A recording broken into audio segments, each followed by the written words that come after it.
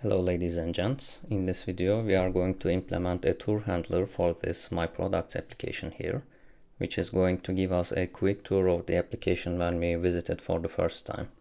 Now let me refresh the page and see how it looks. Now when the application renders, it's going to start the tour with the controls that we marked for the tour.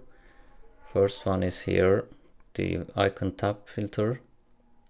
And next to the control we will see a popover control with some description here and also some dots to show us the progress. And when we click next we see some info about the next control and lastly the last control, and when we click on done or anywhere else on the screen the tour will be finished, and when we visit the application again we are not going to get the tour anymore. So without further ado, let's get implementing. Here I have the source code of the application in its initial state without the tour handler, and you can also clone it from my GitHub account with the link in the description. And I also have it up and running in my local server. So let's get started by creating a new folder inside our web app folder here named lib. And inside that, let's create a new file named tourhandler.js. And this will simply be a UI5 module, so we say SAP UI define. First we have the dependency array and our callback function. And let's enable the strict mode first, then simply return an object which will have an init method, and for now I will simply say console.log tour handler initialized. Now let's save and go to our component.js file here and import it. We go one level up to the lib folder and then tourhandler.js and remove the extension and add it to our callback function with the same name. And inside the init function, let's add it to the bottom here. Let's say create tour handler, and we simply say tour handler.init. We save, go back to our app and open the developers console, and I will hide the errors for now, and we can see our message. Next step is to wait for our application to render, and for that we will cover two scenarios. First one, we might have a router configured for our application like we do here. We have a router and we have some target views, or maybe we don't have a router for our application and we simply have a root view. In that case we would just get the root view and wait for it to be rendered. But if we have a router, we will wait for the first view that's created, which will be the worklist view for us that we see here. And then we can start working on our tour, because until the view is rendered we do not have access to DOM elements, as you know. So let's go back to our tour handler, and to have access to our component here we will pass it to our init function, and we can do this by simply passing this object. And let's also add a quick comment here for our init method. And let's say entry point of the tour handler must be called by passing in the component object of an application. Let's also add the parameter here, name it component. And we will need to be able to access this component from various functions later on, so let's save a reference to it. We say this dot component equals component, and if we do have a router, let's also save a reference to that. This underscore router equals component dot get router. Now let's quickly type as comments here the two scenarios. So we say if there is a router configured. Listen for the created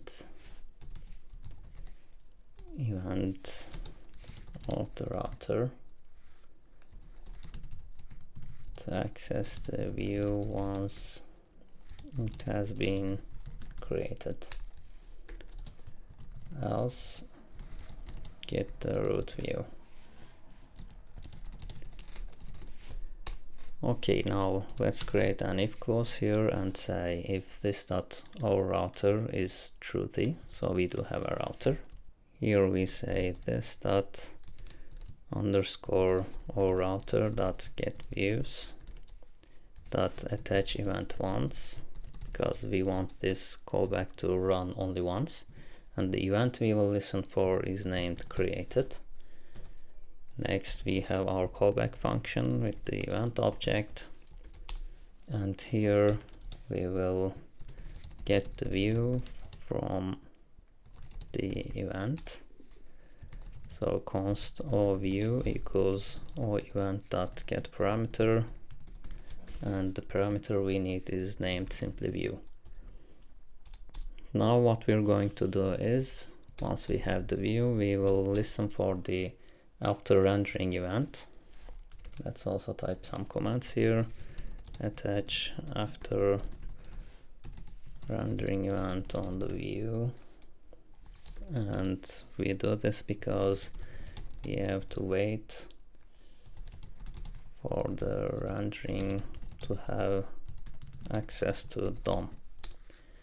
Now we have our view, so we say oView, again attach event once, and the event is after rendering. Then we have our callback function. We don't need the event object this time. And here I will call a private function which we will create in a second, and I will name it underscore start tour. And for the else clause here, so if we don't have a router, what we will do is we will just say const oView equals this dot or component dot get root control, and then we will attach the after rendering event handler to this view. Let's add it here, copy it from there. Okay, and now let's create our start tour function after init. Say start tour, and here let's log something to the console again and say app rendered ready for the tour. Let's save, go back, and our app is refreshing. Sometimes the UI5 CLI gets stuck, so I will just restart the server.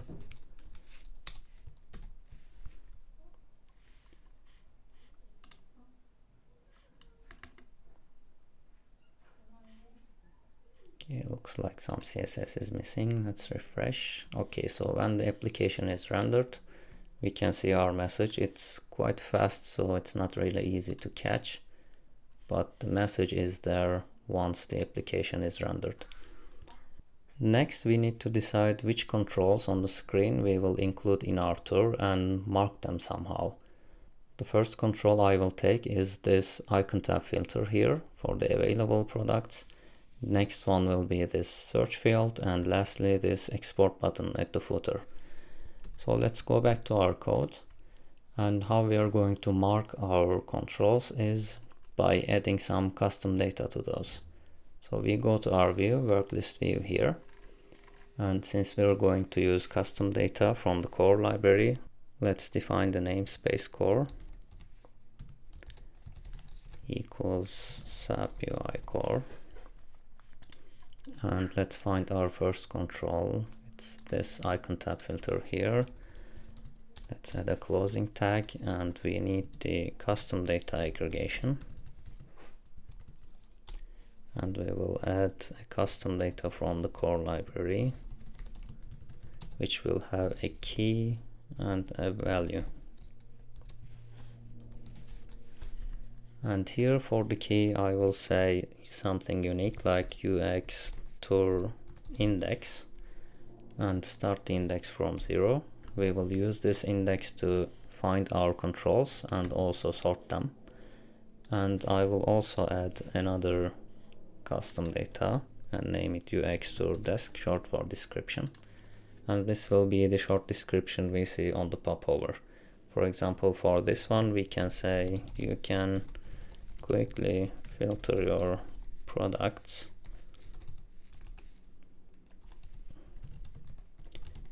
with these filters. Now let me copy this and find the next one, which is the search field in our table header. So here in the header toolbar, okay, here is the search field. We add another custom data, add one to our index, and here let's say you can search for your products by name or supplier. And lastly, we have this export button at the footer. Let's also add a custom data to this.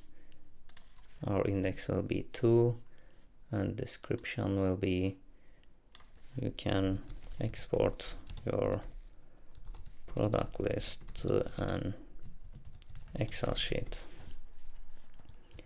Now let's save and go back to our tour handler and find these controls that we have just marked. So I will go to this start tour function here. And let's begin by a command.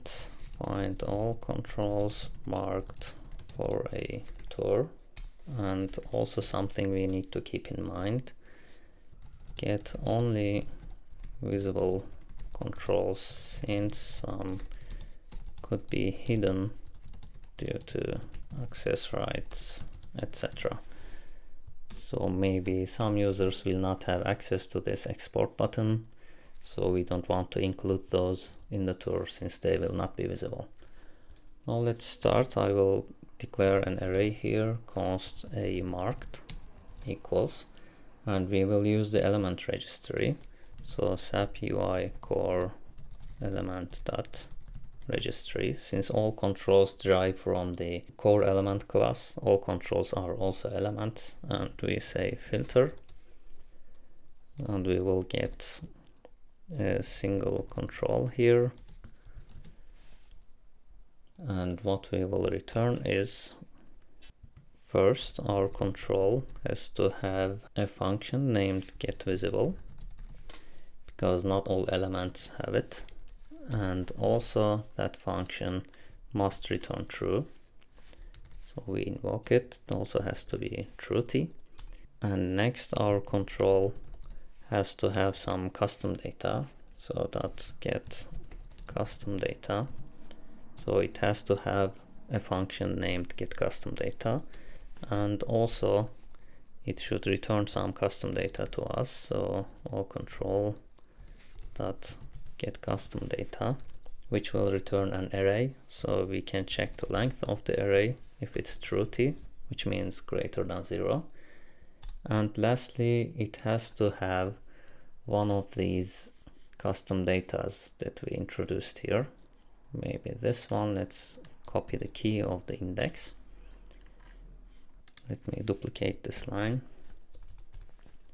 So we say get custom data and look for our specific custom data here using some function, and we say all custom data, and then all custom data dot get key should be equal to our key UX Tour index.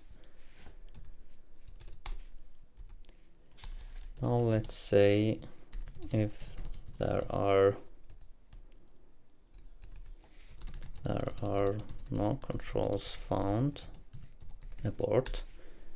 So if a marked dot length is falsy, we simply log something to the console saying no controls found for the tour, aborting.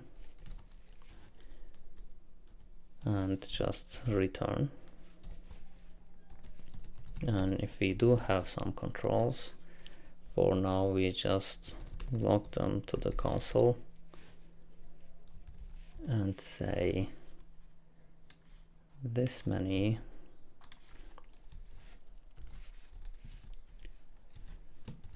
controls found for the tour. Now let's save and go back to our application, and we see no controls found for the tour, aborting, so we definitely got something wrong. Let's check our code. Okay, here I see a typo, or custom data. This should be our custom data. Let's check again, still no.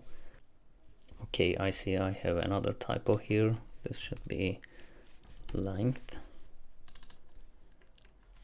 So we save, go back. Now we have 3 controls found for the tour. Now let's do some adjustments on our controls and save it in another variable so we can access it from other functions as well. And the adjustments we would like to make are save the tour related data on the control, and also we need to sort the controls, so sort them by index. We will create a new variable named underscore a controls, and let's loop over our marked array here. So we say a marked dot map. We get a single control, and the first thing I'd like to do is extract custom data, and we will have 2. First one, let's name it const or custom data index, and we get it by o control dot get custom data, which will return both our custom data as an array. So we need to find our custom data and return our custom data dot get key equals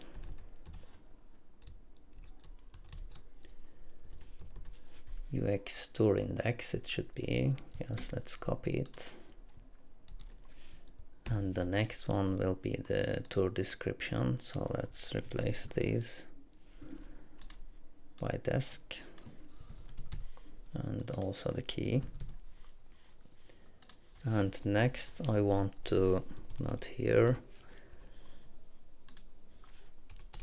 I want to attach this data to the control itself so it's easier to access. Let's say attach the data to the control so we can access it easily later on. So we say control.tour, we create a new property on the control. We say equals index will come from this custom data dot get value, but this will return as a string, so we need to make it an integer by adding a plus sign here. And the other property will be a description, and it will come from this custom data here dot get value, and we simply return our control. And after this map function, let's also sort our array by index. It will be a simple sort. We get element 1 and element 2, and we will simply return a Turner expression if element 1 dot tour dot index is greater than element 2 tour index, return 1, else return -1. So it's sorted in an ascending way. Now let's log to the console our new array, this a controls, and see what it looks like. And we go back to our app.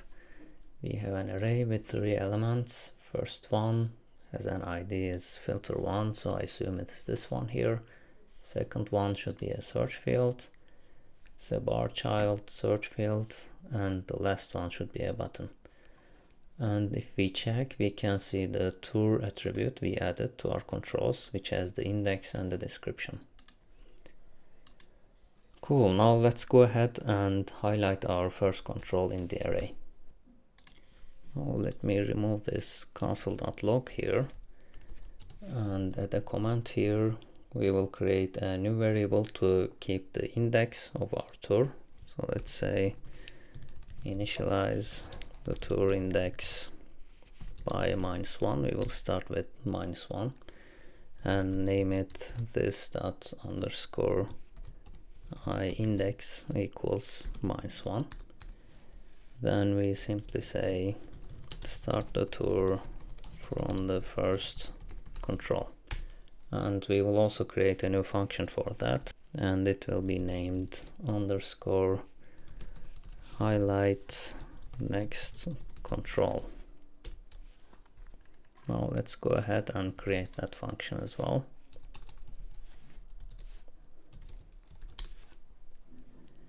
Let's also add some short commands here.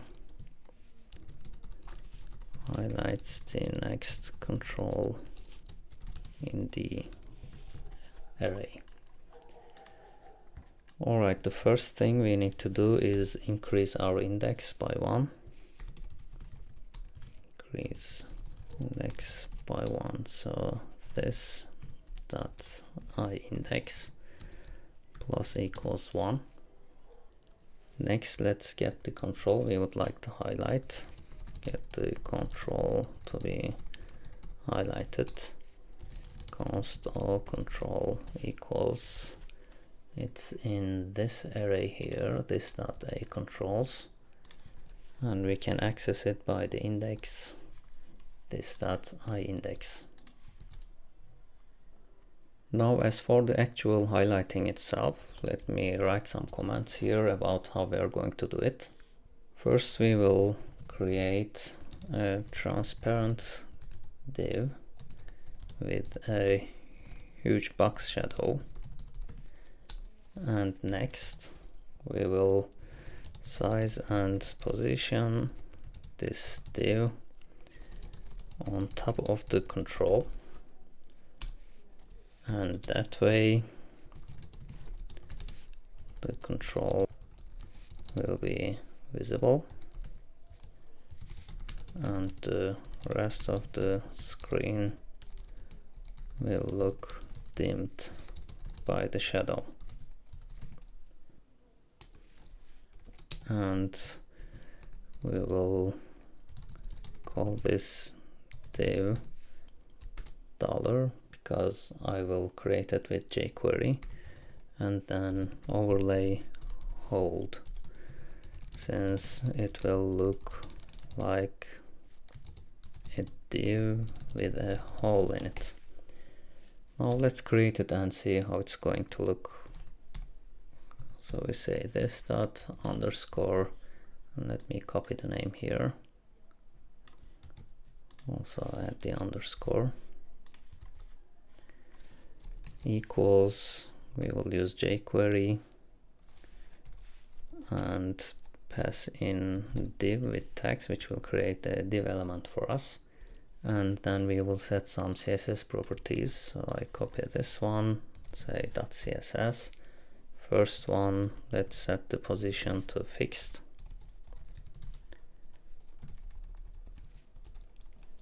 And let's copy this, let's add our box shadow. And it will be 0, 0, 0, 100 Vmax, so it's the maximum width or height, whichever is larger. And then the color RGBA, 0, 0, 0 for black, and 0.4 as opacity. That's another one for pointer events. And we set it to none because we don't want this to be clickable in any way. And lastly, let's also add some transition, so it's a little smooth. We want all in 0.2 seconds. And let's add this to our DOM into our body tags with append to, and we simply pass in the body selector here. And just for testing purposes, I will add some positioning so we can see it on the screen. So let me copy this one, add some more. Let's set the width as 200 pixels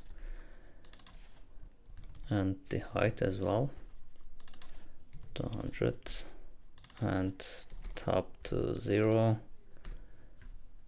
and left also 0. So it's at the top left corner. Let's save and go back to our app. Does not refresh, so let's restart the dev server.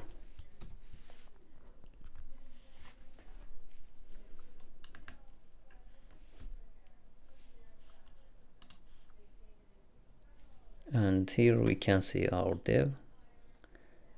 It's a little too big now, and we can see the box shadow. So here is our div, and the rest is just the shadow. Now what we need to do is set the size of this according to our control, and also move it to the same position of our control so it's directly on top. Let's go ahead and do that. I will get rid of, or I will keep this because I will need this anyway. Here we say first we get the size and position of the control, and we can do that with const something. I will use this for the structuring or control, and we will use the get DOMREF function from SAP. And then we have this JavaScript function get bounding client rect, and here we will get the width of our control, also height, and then top and left attributes. And then we will simply replace these placeholders with the actual values, so width, height, and this will be top, this will be left. And let's finally, in case we have any border radius for our control, also let's set that as well, border radius.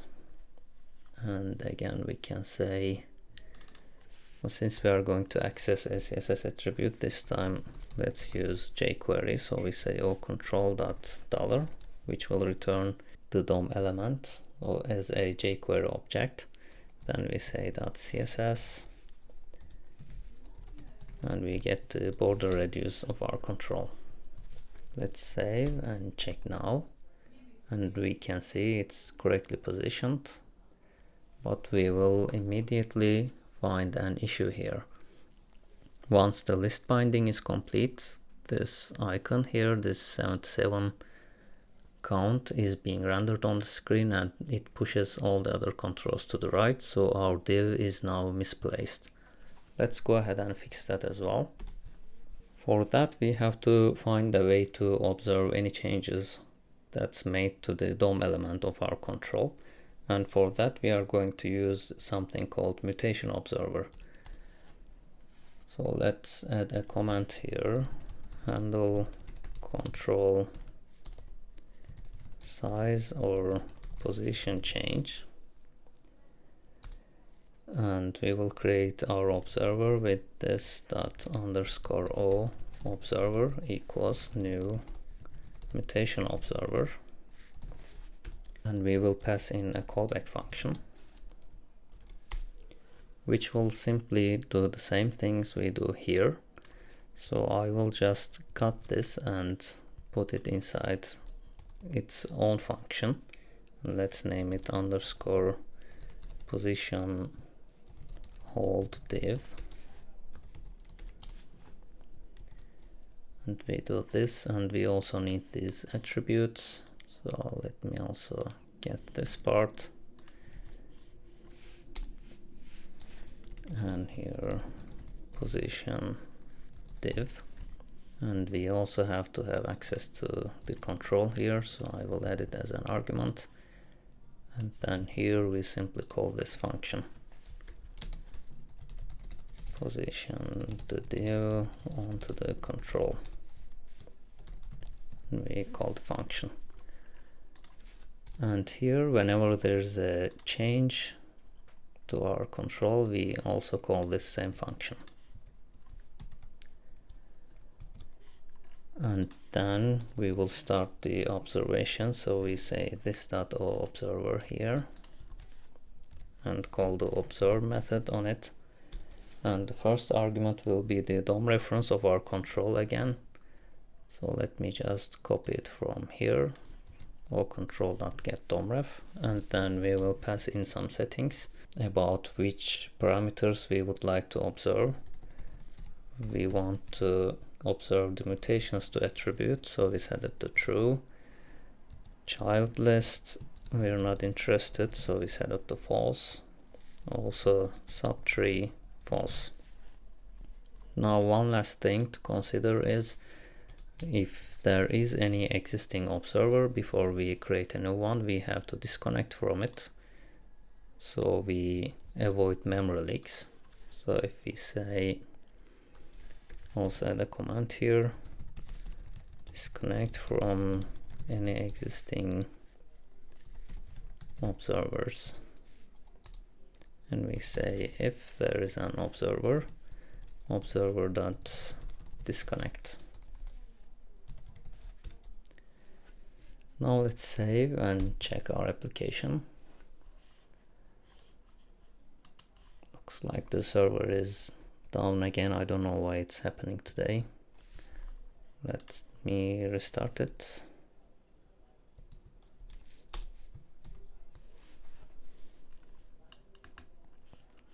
Now we refresh and wait for the binding,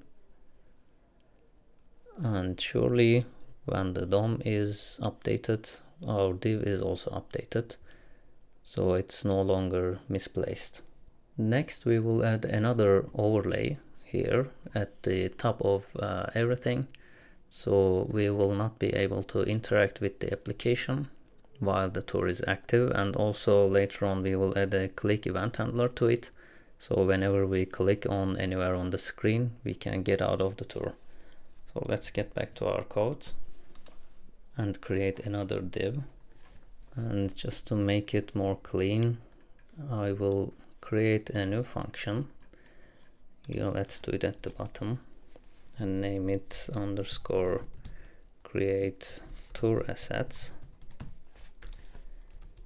and in here we will create all the divs, or the popover we will use later on in a centralized place. Create tour related DOM elements and UI5 controls. Now let's move this div here to here, and then we will create the next overlay. So let's say create an invisible clickable overlay to end the tour when clicked. Now let me copy this and let's create another div, and I will call this simply overlay.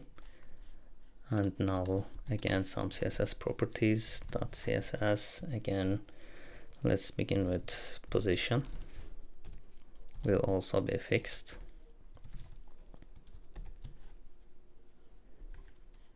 And we will put it to top 0, not all 0, and also left 0.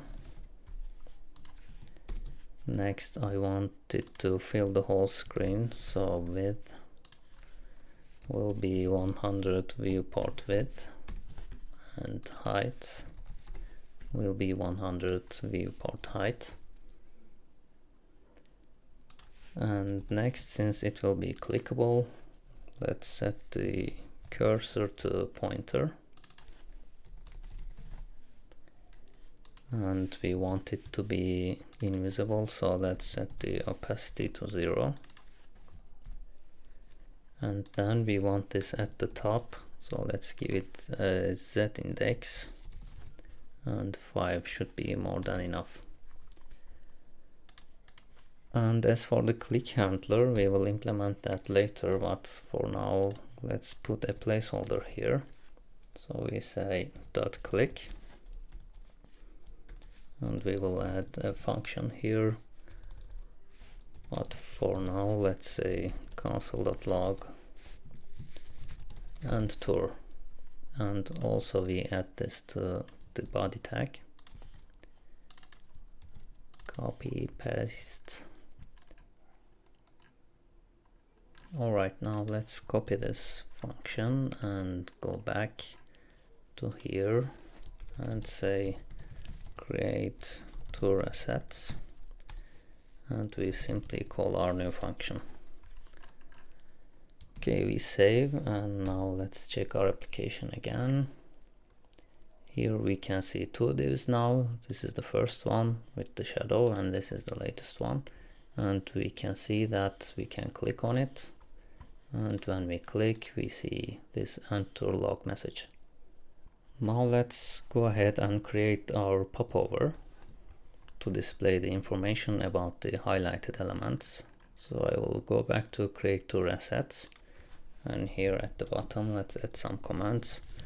Create a popover control to be used to display info about the highlighted control, and it will also contain the next and skip buttons. Let's go ahead and create it. We'll name it this _o popover equals new popover, and we need to import it. So I will copy this, go back to our dependency array. It's inside SAP popover, and we will pass in some settings. Placement will be auto, and it will come from placement type .auto. Let's also import this. Will also come from the M library, so placement type. Next we will set show header to true, because that's where we are going to put our next and skip buttons. And as the content, we will have a text control, so new text.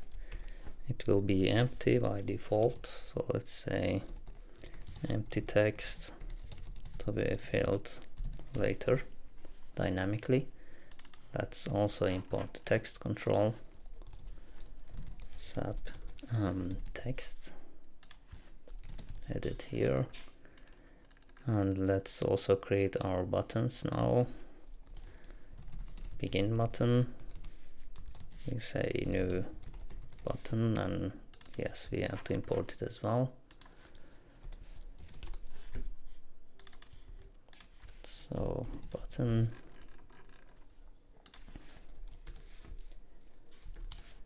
and the text will be skip, and when we press for now also log something to the console and say and tour, like we did with the backdrop. And let me copy this for the end button aggregation. We have the end button, and let's also add that type here. One more thing to import button type that emphasized. Let's import that as well. Button type. This we want it to be emphasized, and the text will be next. And when we press, we simply want to move on to the next control, and we already have our method for it, which is called highlight next control, which will take care of it for us. So we will just pass it, and then this should be this dot highlight next control, and then point this here, so it points to our module instead of this button element. And let's also give it some padding. So we say add style class, and we would like to use SAP UI responsive content padding. And lastly, I will set a max width on this because I don't want it to be too long. So we say this dot popover, and we get the jQuery object again, and we say CSS max width, and I will set it to 40 rem. Let's save, and let's go back to our highlight next control function here, and once it's highlighted here, we will now also show description popover, and we will simply say this dot popover. First we have to set the text content, so we say get content, and we have only one, and we will access it via the index, which will be our text control, and then we will say set text, and remember we already have it on our control .tour.description. And next we will just open our popover, but first, if it's already open, we need to close it, otherwise it gets a little buggy. So we say if this .popover is open, then we close it, and we just open it. So this .popover open by our control, so O control. Now let's save and go back to our app, and now we can also see our popover, and resizing also works. And we have already implemented the next button, so if we click next, we move on to the next control, but I see that we still have the alt div, and I know why it happens, because we need to create the tour assets only once, so it shouldn't be in here. We should move it to our init function here. Let's say here at the bottom. Now let's check again. Restart the server.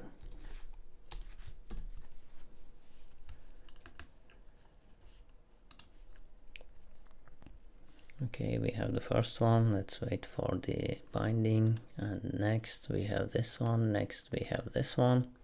For the last one we will not have a skip button, and this button will be named done. But before that I want to implement these progress indicator dots at the bottom, so let's go ahead and do that first. And this time I will do the imports beforehand. The things we are going to use: first the flexbox, so SAP flexbox, and next flex justify content. Let me actually copy this. Flex justify content. Next is SAP UI core icon.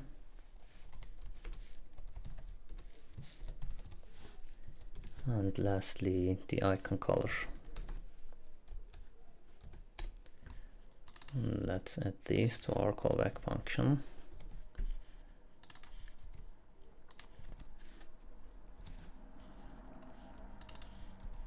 Icon and icon color.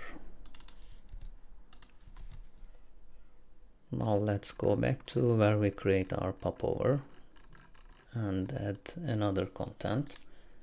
So after our text content here, Let's add a comma and add our progress indicator, so to speak. So we create a new flexbox to hold those icons which look like dots, and we will set justify content as flex justify content dot center. We want them to be horizontally centered, and actually that's it. And we just need a style class here, so at style class we need some margin at the top, so we say sap UI medium margin top, and let's also add a tiny margin to the bottom, so sap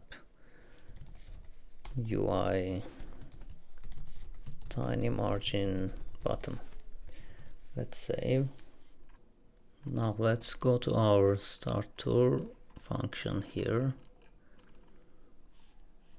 and after we have our controls, for example here, let's say set progress indicator, and here we will add as many dots or icons as there are steps. So we say const or step indicator, which is actually our flexbox, equals this dot or popover dot get content, and this time we will access the second one,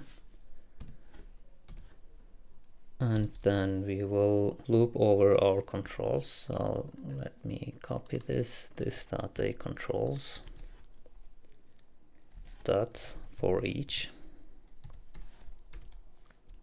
and we have our callback function, and we will say our step indicator dot add item, and our new item will be a new icon. The source of our icon will be sap dash icon colon slash slash circle dash task dash 2, and let's set the size as 0.75 RAM, so it's not too big. And let's also add a style class to each icon, so they are not next to each other, and sap UI tiny margin and should do it. Now let's go back to our highlight next control function here, and before we open our popover, for example here, we say set active step. So we want to set the color of the icon according to the active step. So we say this dot or popover dot get content, and again we get our flexbox with index 1, second control. Then we say get items to get our icons, then we loop over them for each. Let's call it O item, and we also have access to the iteration index here, so let's call it I index, and here we will do O item dot set color, and here we want to set the color if our index I index equals this dot underscore I index. So if it's the currently active step, we want to set the color as icon color dot default, and else we want to set it to icon color dot neutral. Okay, now let's save and check our application now. Okay, I can see the margins, but the control is not there. Let's check. Okay, we have the content, text, flexbox, justify content, dot center. Okay, it's style class. Let's actually check what we have here. Okay, we have the flexbox. We have the icons, so I'm thinking colors might be wrong. Let's see the icons. Okay, source. Okay, we have a typo here, icon. And now we have our step indicator, and if I move to the next step, the next one is highlighted, and if I go to the last one is highlighted. And now let's also implement the end of our tour, and we will not display the skip button here and rename this to done. So let's go back and let the bottom, let's create a new function here named end tour. Say end tour underscore end tour. And first let's remove our overlays. So the first one was named, let's copy them from here, overlay hold, and we say dot remove, and the same for the next one.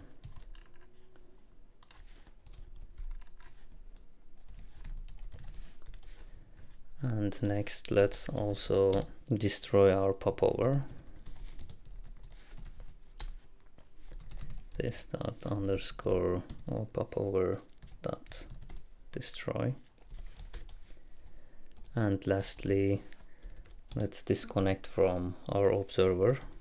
So if disconnect from existing observer, if this dot observer, this dot observer dot disconnect. Now let's use this function. We need it in two places. First, let's do the easy one here. When we click our overlay, we will call this dot enter. Also need to bind this. And as for the next button here, we will have to do it dynamically. So I will remove this from here, and we will check in our highlight next control function if the control is the last one or not. So let's create a new variable here, for example, check if this is the last element, and let's say const be last control equals this dot underscore I index equals this dot a controls dot length. And now with using this, let's, for example, here we say update next button text for the final control, and do not display the skip button. So we say if be last control, we say this dot popover dot get end button, which is our next button, and then we set the text as done. And as for the skip button, it's the get begin button, and we simply say set visible to false.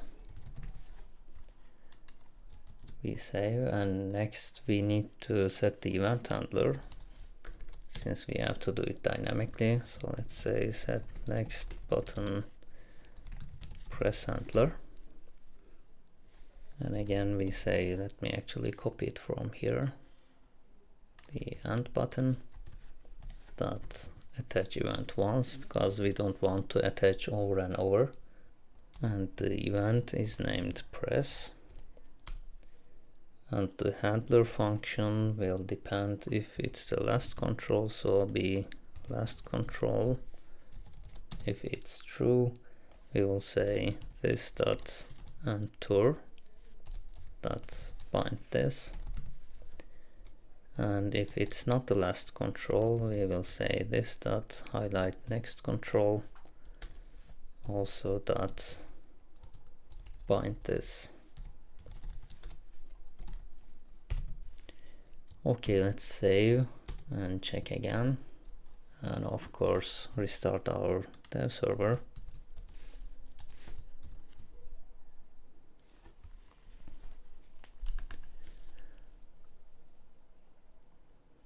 Okay, something looks off. Let's check our console.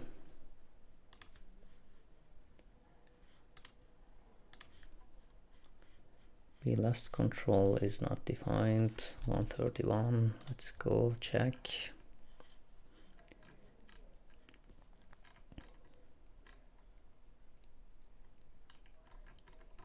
So where did we add it? Here.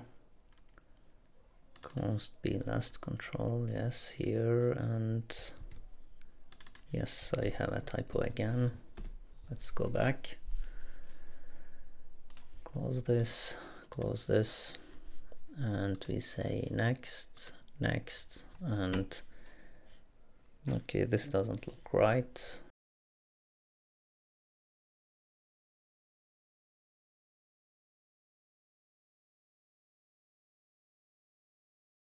We start our index from -1, that's the issue. So we have to add 1 here and try again. Let me remove this, run, and next, next, and we have done. And we could not destroy the popover. Let's see. This all popover destroy. Okay. Let's again check the errors. Destroy is not a function. Well, it is, but I misspelled it again. Destroy. Let's save. Next, next, done. And if we click on the backdrop, it's also done. Now lastly, we have to make sure that we don't show this tour every time a user visits the application. So we have to somehow keep track, and we will do it by using the local storage of our browser. So when we end our tour, let's create an item in the local storage. We say set local storage item to indicate the tour has been completed or skipped. Just to make sure if we implemented the skip button, okay, we also have to change this to end tour.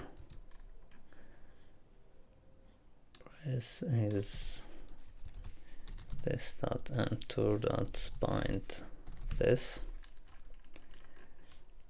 and here we say local storage dot set item, and the name has to be unique, so I will get it from the component. So this underscore row component dot get ID, and I will set it as 1.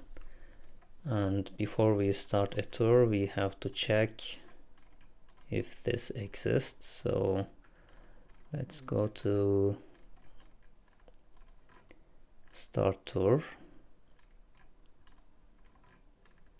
Okay, right here, and say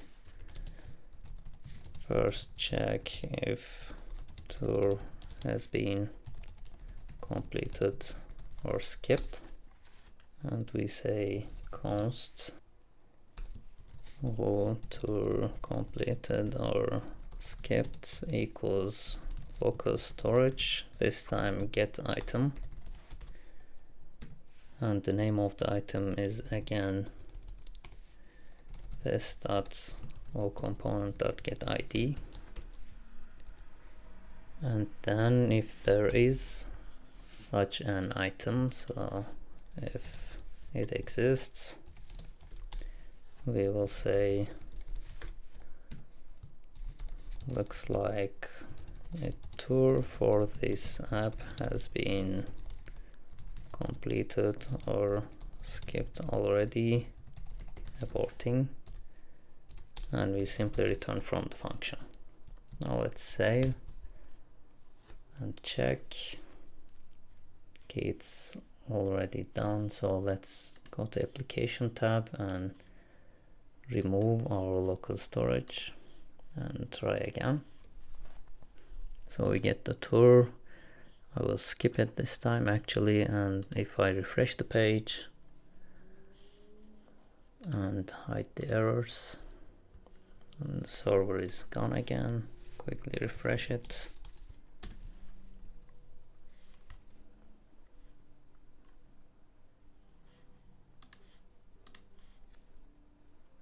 And we see a tour has been completed or skipped, so we won't get any tour, but I can see that we have our divs. So what I'm going to do is I will take this create tours asset from here and put it here instead, or even not there, but if we actually have some controls, so in here. And now if we check, we no longer have the tour. Let's clear local storage, try again. We have the tour, it's done, and we refresh, and the tour is also gone. And that would be all for this video. Thank you all for watching.